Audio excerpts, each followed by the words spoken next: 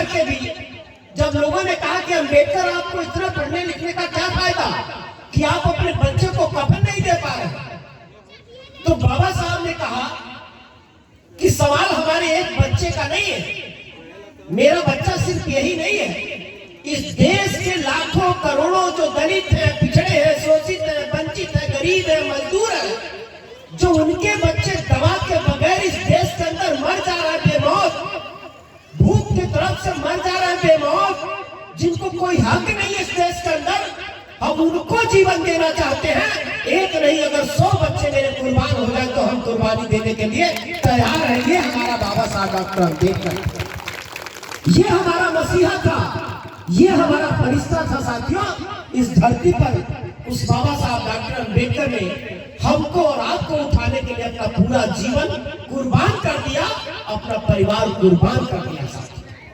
अब सवाल यह उठता है कि बाबा साहब जब थे तो हमारा उत्पीड़न होता था, हमारा शोषण होता था, हमें हक नहीं मिला, तो बाबा साहब डॉक्टर अम्बेडकर हमको हमारा हक दिलाने के लिए बाबा साहब डॉक्टर अम्बेडकर लड़े इस देश के अंदर, वो संघर्ष किए, वो लड़े, हमारे और आपके लिए लड़े। लेकिन आज आप सोचिए कि आज यदि बाबा साहब डॉक्टर अम्बेडकर होते तो आज क्या करते? आज अगर बाबा साहब डॉक्टर अम्बेडकर होते तो आज क्या करते? क्योंकि उस जमाने में जब हमारे बच्चों को पढ़ने नहीं दिया गया तो हमारे बच्चों को पढ़ने के लिए, हमारे बच्चों की पढ़ाई के लिए कौन लड़े? बाबा साहब लड़े। लेकिन आज भी दुश्मन बहुत चालाक है, इसको आप भी समझिए। हमारे साथी कहते हैं कि बाबा साहब डॉक्टर अम्बेडकर ने कहा शिक्षित बनो, संगठित रहो, संघर्ष करो, शिक्षित बनो। बाबा साहब ने कहा, ये बाबा साहब का मूल मंत्र है। लेकिन जो दुश्मन है, जो बाबा साहब के मिशन को रोकना चाहते हैं, वो समझ गए हैं कि जो गरीब समाज है, कमजोर समाज है, शोषित समाज है, पिछड़ा समाज है, जो दलित समाज है, ये शिक्षा की तरफ बढ़ रहा।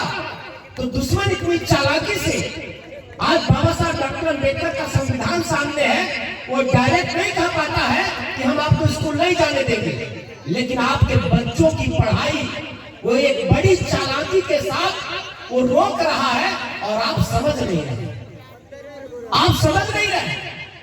आपको फ्री में वो राशन तो देते हैं, सरकार अपनी जान में आपको फंसाती है, वो कहती है कि 5 किलो राशन ले लो, फ्री में दे रहे हैं, लेकिन आपके बच्चे की पढ़ाई वो फ्री में नहीं करने देते।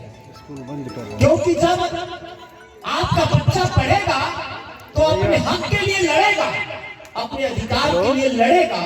इसलिए सरकार राशन फ्री करके भिखारी तो बनाना चाहती है, लेकिन आपके बच्चे को अच्छी पढ़ाई करा के डॉक्टर, इंजीनियर, जज और डीएम, कमिश्नर नहीं बनने देना चाहती है। इसको भी आपको समझना है।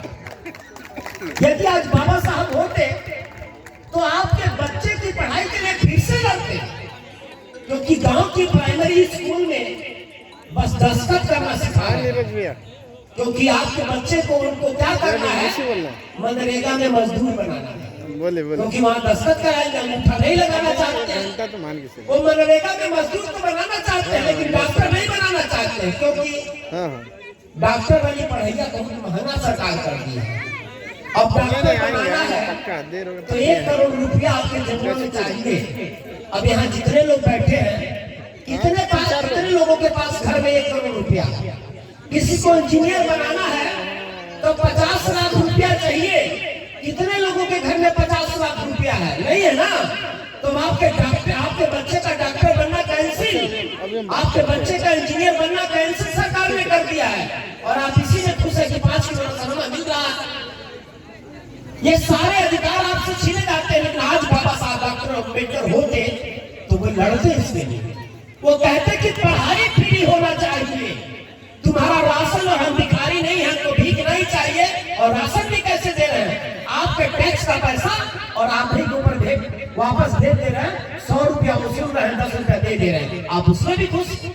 सवाल करिए, सवाल करना होगा, आपको लड़ना होगा, अपनी बात कहना होगा। ये नहीं कि बाबा साहब डॉक्टर अम्बेडकर की जयंती मनाए, बाबा साहब डॉक्टर अम्बेडकर ने ये किया, बाबा साहब ने वो किया, उस जमाने में लड़े, ये हमें भी मालूम है, आपको भी मालूम है, दुख उठाया, ये हमें भी मालूम है, आपको भी मालूम है। लेकिन आज अगर बाबा साहब डॉक्टर अम्बेडकर होते तो आपके बच्चे की पढ़ाई के लिए वो लड़ते। अगर आज नहीं बाबा साहब हैं तो क्या आप नहीं लड़ेंगे?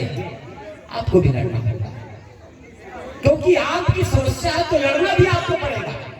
वोट के मामले में आप बराबर हो गए तो कभी आपने सवाल उठाया, कभी आपके मन में आया कि वोट के मामले में तो हम बराबर हो गए, लेकिन जमीन के मामले में हम क्यों नहीं बराबर?